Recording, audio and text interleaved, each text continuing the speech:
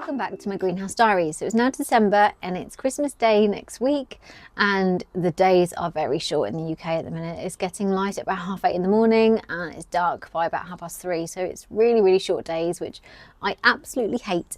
And succulents really are not growing at the minute. It's dormancy season because it's very cold, hardly any light, so they have all gone dormant. So it's really a time to admire them and just do some kind of housekeeping. So yeah, in this video I'm going to explain what I've been up to.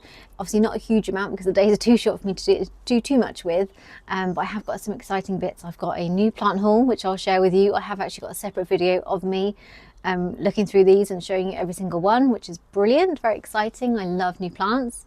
Yeah, and I'll just go through any other care tips that I've been doing. And yeah, let's just have a look at the greenhouse, have a look at the succulents. Obviously it's a lot colder at the minute, so they are showing some beautiful colours. So let's have a look, let's get into it. So first up, if you've been watching my series, you'll know that I have been repotting my whole collection, which is the second time this year I've done it, which is something that I would never do, which is insane. It's just I repotted them all into these lovely white pots, but the mixture I used I wasn't happy with, so I've now changed them all, and it has taken me literally months, but I've actually finished doing it, and I'm really glad I actually did it, although it's really annoying that I've had to do it twice. It's my own fault, but yeah, I'm really glad I've done it because it's given me a really good chance to have a look through the health of the plants, with regards to roots, check for any bugs. I'm pleased to say I didn't find any mealies. There was, I think at the start of me repotting them, I was treating them with bug clear at the same time, and I think that has been amazing for them, for any mealies that may have been on the plants. I found one or two at the start, but like I say, I think once they start sucking up that bug clear, that then takes effect, and then if the mealies bite into the plant, they die off. So I'm really pleased to say in here in this greenhouse we're mealy free at the minute, which is amazing. But yeah, it just kind of gives me time to admire them, have a really good look at the roots, like I say, and just see if there's any problems, and just get rid of any dead leaves because they can attract pests, which we do not want. Yeah, it's just been nice to kind of rearrange them. They all look a lot neater now. They're all in some kind of, I say some kind of order, but I've got like the thinner leaf plants at one end, I've got the variegated in the middle, some chunkier ones at the back here, and I'm trying to do them in the order that I kind of prefer them, but that's impossible because I love them all. I love a lot of them. It's like 80% are like my favourites in my, yeah, so I can't really organise them into some kind of order for that. But yeah, it's been really good to have a look at them and finish finally, and I've actually managed to make some space, so that kind of leads me into my new plants. So I did an order end of November time, and I did it with Xplant, which is a Korean website, and I have done quite a few orders over the years with them. Normally do 1 or 2 orders a year, but the order I received this year, if you watch my videos, you'll know that I've had problems with succulents that I've had for quite a few months, them rotting, and it's not because I've watered them, which has been really frustrating and obviously expensive. So this time when I did the order, I was like, this is kind of my last chance with, it's not necessarily the seller's fault, but with importing them, because obviously it's just a waste of money, and it's so much time and effort and things go into it, especially like I say, costs, and I really want the succulents obviously to survive because they turn up in amazing condition. It's just what happens after they get here, and that's usually because they are sprayed with all sorts of chemicals, because the legal reasons in the UK when they're imported, they have to be sprayed with this, these treatments to make sure they are pest free. But what I think that sometimes does is leave some kind of moisture on the plants, so when they're then wrapped up and packaged, obviously the shipment process is very quick to get from across the world to the UK. It's just when they hit the UK, we just seem to have a little bit of a standstill. Obviously they have to be checked by customs, you have to pay the input tax, and there's all reasons why it takes longer, but when it's live plants, it is just a risk, and unfortunately that didn't really pay off earlier this year, which is really frustrating. But I have got a full video of the haul, so check that out. That will be live next week, I believe.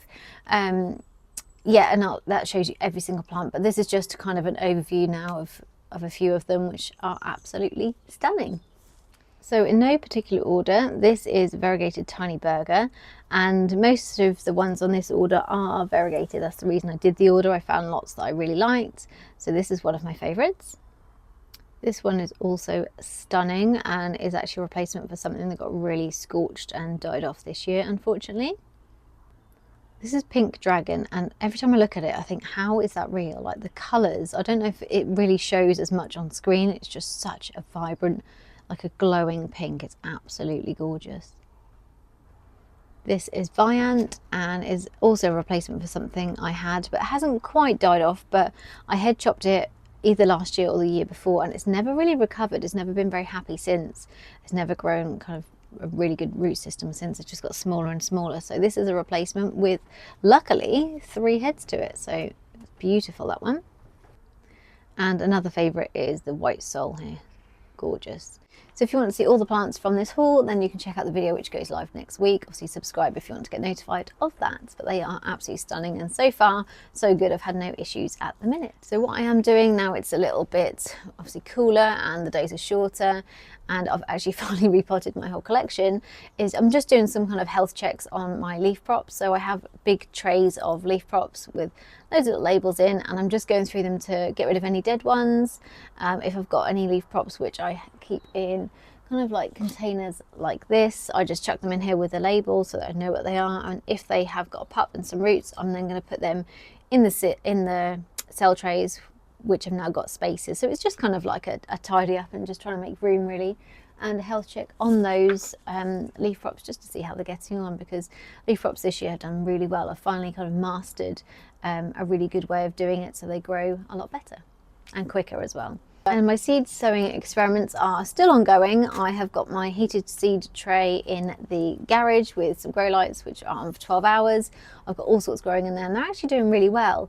There are some which germinated and have died off, but there was only like a few germinated, and I think most of the ones which died off were like Canties or my Coaties, which I'm just having lots of issues with at the minute. And I think it is probably the time of year. It's probably not enough daylight for them when I've been making them or trying to germinate them on a windowsill or something. So yeah, the seed experiments are ongoing, and I've actually got some on my windowsill as well, so I'll just insert some clips of those because they are actually growing really well, the ones which are now in there. I've got some Canty hybrids. I think I've got a video which has already gone live of how I pollinated my Canty. So these are the seedlings of it, and I'm doing kind of update videos as and when I can, so part 2 of that will probably go live in the spring, but they are sitting in that tray as well at the minute, and I've changed kind of the substrate for them, and they seem to be responding really well within the last, it's only been a week or so since I've done it, so I'm really pleased with them. And I've got some quite big hyalinas which are growing in there as well, and all sorts of different hybrids in little terracotta pots. So it's just like an experiment really at the minute. I just can't seem to just call it a day with succulents in the winter like most people in the UK do. It's like kind of, they might pop their head in their greenhouse for a couple of seconds and be like, yeah, okay, it's fine. But yeah, I need to be doing something. So that is what I'm doing, experimenting with seeds. And I think with that, it's just something that you're always going to be learning from.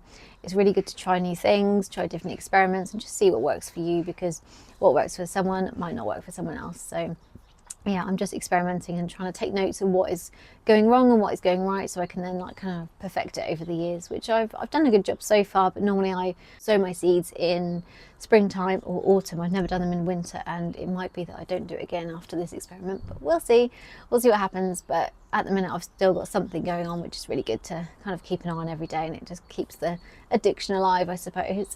And with regards to care this time of year, all I really do is, if it's not freezing, I open the door of the greenhouse and get some airflow going, because succulents love airflow. If you are to shut your doors and not do anything with them, because it's so kind of damp and humid here, you can get a lot of fungus and mildew on the plants, which we do not want, because that can be a killer. So I open up the doors, and in the mornings, if it's quite high humidity, so this is my little gauge that I use, I will just turn my dehumidifier on for about 5 or 10 minutes, and that really works to kind of get the airflow before I open the door for the day and just take out some moisture, which really helps. And if it's a rainy day, I'll do that again in the evening for about 5 minutes. So that's kind of all I really do at the minute with regards to care. Obviously I've got no watering going on because they're all dormant. If I was to water them, the water would just sit in that soil and they would just rot, because it's just too damp at the minute for them to dry out, and they're also not growing, so they're not going to soak up the moisture that I give them. So yeah, they're all just looking stunning and beautiful, and I'm just admiring this time of year, which is lovely. And yeah, in January it'll probably be the same really as this, but I'll hopefully have a few more experiments and maybe some success in my experiments to update you with next month. So on the topic of fungus and mold, even though I have these things that I do with regards to airflow and stuff, I usually have 1 or 2 kind of issues throughout the season, and I've just found my first one, which is a plant that was very burnt this year, so it's still recovering anyway. I don't know if it's going to completely make it, but the head looks okay. We've got some new growth from the center here, and I've got a plant growing out the side, but this here is a powdery mildew, which is not good and it's very contagious. So I'm going to show you now how I treat it, and yeah, make sure it doesn't spread to other plants, because we do not want any fungus going onto the other plants. You can see there's some furry bits in there as well. So option one with something like this, because it looks so damaged and unhappy anyway, is just to remove those leaves, which is what I'm going to do. So I'm just going to remove them, because they are quite dead anyway. They've got quite burnt. I feel like I'm literally destroying this plant, but it is for the greater good. You can see probably some of the fungus on here, so we will definitely need to treat that for mildew. Unfortunately, I don't know if it's because of where it is. It's got at the back of the shelf, maybe it's not getting enough airflow, or because it was burnt, it's just very unhappy. But all around here it's quite green and fluffy. So let's just take away all the issues here. Obviously touching them as well, just then make sure you wash your hands if you're then touching something else. But yeah, these are really looking not very good at all. Poor little plant. She looked absolutely stunning at the start of the year. Okay, I'm actually going to keep that one leaf on because it doesn't look affected.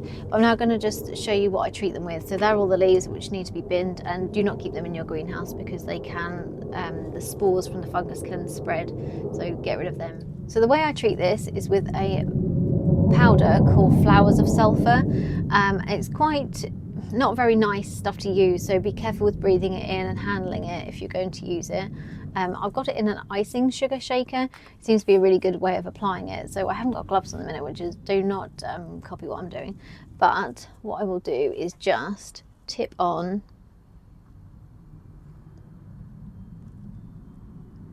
try not to breathe at the same time. Tip the powder onto the affected area really. And it doesn't matter if you have too much on there, and you can also use like a paintbrush and dab it on that way as well, but I'm going to leave it like that I think for now, and that will just kill anything that's on there which is harmful. And what you can do as well, which I think I've mentioned in other videos, is if you want to prevent any mildew over the season, if you have a winter like we do, then you can sprinkle this on your plants as a preventative measure on every single plant. Then you don't have to really worry about airflow and things too much as well. So that's kind of it for everything that's going on in December. As you can tell, it's a lot slower this time of year. I don't have to rush out to the greenhouse as soon as I get a chance to.